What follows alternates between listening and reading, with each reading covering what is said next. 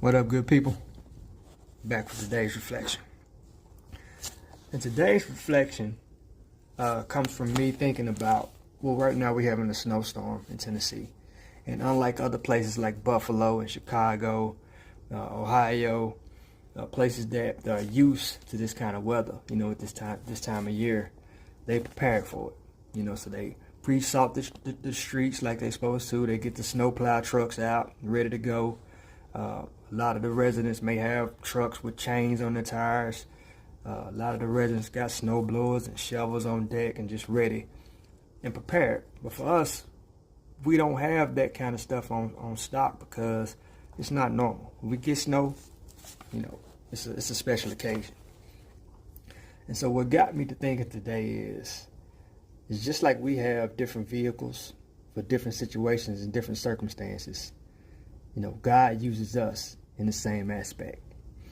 God created all of us to be his vehicles and his vessels to use for whatever his purpose is.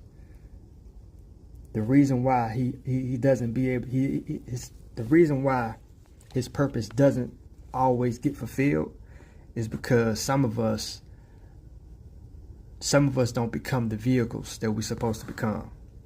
Some of us, we try to be the Bugatti. We try to be the Maserati. We try to be the Lexus. We try to be the Ferrari. When God didn't create us to do that. God created us to be the Honda Civic. God created us to be the Nissan Altima. God created us to be the Ford Escort. And from a worldly perspective, we look down on that. We say, oh, that's the cheap car. You know what I mean?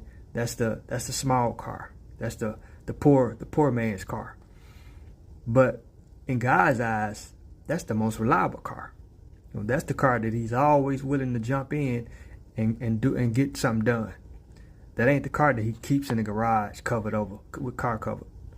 That ain't the car that he don't want to drive because it costs so much and the repairs and the maintenance, and it's just so too much maintenance for that other car, for the Bugatti. He don't want to drive that one as much. He will, but he don't want to drive it as much. But that Honda Civic, oh, he in that every day.